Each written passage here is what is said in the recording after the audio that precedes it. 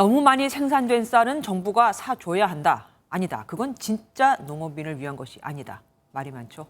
정황근 농림축산식품부 장관과 양곡관리법 개정안을 대신하기 위한 쌀 수급 안정 대책에 대해 좀 더 자세히 알아보겠습니다.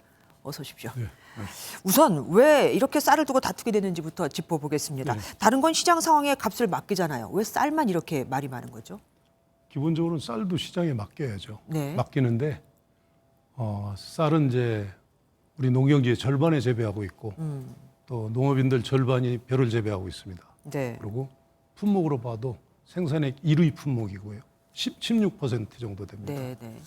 근데 이제 최근에 소비량이 급감하면서 지난해 그 가격이 25%나 떨어졌거든요. 급락하니까 이제 농업인들께서 가격 안정을 좀 세워달라. 이런 목소리가 커지면서 이번에 이제 양곡관리법 이런 일이 일어나게 된 겁니다. 네, 사실 그리고 쌀은 또 전략식품이기도 하니까 물론이죠. 그럴 수밖에 없을 겁니다. 대통령이 여기에 대해서 거부권을 행사한 만큼 앞으로 일주일 뒤면은 네. 국회에서 다시 개정안이 재표결에 붙여지게 되지 않겠습니까? 야당 반발이 아주 심한데 부결될 것으로 보고 계십니까? 근데 조금 지나치게 정치적인 거 아닌가 싶어요. 대한민국이 삼권 분립이 확립된 민주주의 국가이고, 그다음에 이 양곡관리법처럼 정부하고 여당 상의 없이 거의 네. 일방적으로 이렇게 통과시켰는데 여기 워낙 피해가 국민들한테 가고 우리 농업 발전을 져야 하기 때문에 대통령 입장에서는 뭐 권한이라기보다는 헌법에서 정한 의무입니다. 그러니까 이제 거부권은 정치적인 용어고 사실은 제의 요구인데 네, 그렇죠. 국회에서 한 번 더 논의를 해달라는 얘기거든요. 근데 뭐 상식적으로 논의가 될 걸로 그렇게 저는 기대합니다. 뭘 지금 여야 의원 수를 따져 보면은 뭐 부결될 것을 보이긴 하지만 그렇지만 만약에 통과되면 어떻게 하실 겁니까? 그럴 일은 없겠죠. 만약 그렇다면은 우리 쌀 산업 쪽에는 엄청난 이제 문제가 생길 겁니다. 어떤 문제가? 그러니까 지금도 쌀이 남거든요. 근데 남는 쌀을 강제로 이렇게 정부가 매수하는 법을 시행을 하게 되면 뭐 상식적으로 또 전문 기관의 분석에 따르면 계속 그 재배가 늘어나고 소비는 급감하고 이러면서 괴리가 더 커져요. 그러면 그 쌀을 격리하기 위해서 또 많은 재원이 투입이 돼야 되고 그러면 뭐 농업 발전을 위해서 써야 될 때가 많은데 안 써도 될 이쪽에 재원을 과잉 투입하면서 문제가 많이 유발이 됩니다. 근데 지금 방금 말씀하신 그 전문기관 조사에 네. 따르면 매년 1조 원씩 재정이 투입돼야 된다고 얘기를 하는데 네. 그런데 야당에서는 이게 부풀려졌다고 주장하고 있습니다. 그러게요. 근데 그게 농촌경제연구원에서 분석한 건데 농촌경제연구원은 최고의 우리 그 경제학 또는 농업경제학 전문가들이 배치가 돼 있고 이 모델이 이제 카스모 모델이라고 그래서 2007년부터 15년 이상 대한민국 최고의 모델 중에 하나고 네. 뭐 지난 문재인 정부에서도 잘 쓰던 모델입니다. 그러니까 그 전문가들은 그 다음에 농경연뿐만 아니고 외부 전문가들도 함께 참여한 그 연구 결과이기 때문에 정부에서는 뭐 100% 신뢰하는 연구입니다. 근데 오늘 당정이 내놓은 후속 대책을 보면 쌀 한 가마니 그러니까 80kg당 예. 20만 원 수준이 되도록 유지하겠다고 되어 있습니다. 예. 그런데 소비가 안 되면 가격이 떨어지는 건 당연하잖아요. 네. 그러면은 여기에도 돈을 들여서 어떻게 그러니까 재정이 들어갈 수밖에 없는 거 아닙니까? 근데 이제 이렇게 봐야 되겠어요. 지금 남는 쌀 강제 매수를 하게 되면 지금 한 20여만 톤이 매년 남게 돼 있는데 네. 이게 지금 매년 60만 톤씩 60만 톤 정도 남을 정도로 2030년이 되면 계속 늘어나는 거거든요.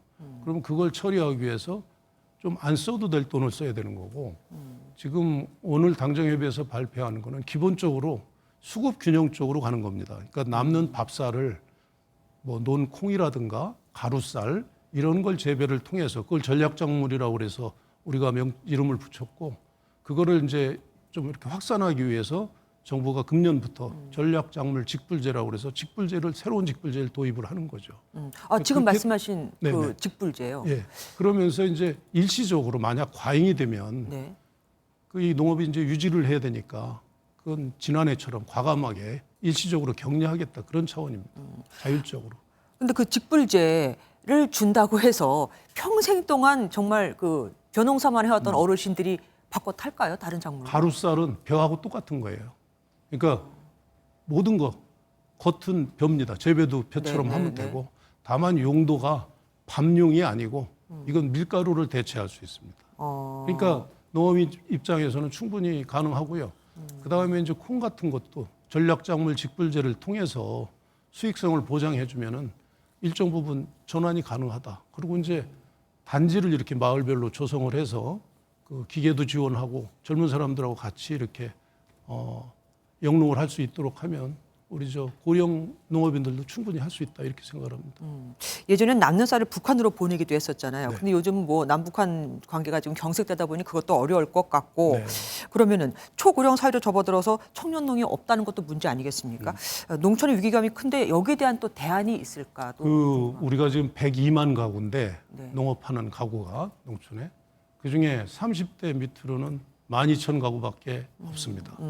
그래서 지금 정부가 아주 집중적으로 이쪽을 추진을 하고 있는데 지금 저 한 3만 명 정도를 2027년까지 육성하는 걸 목표로 갖고 있고요.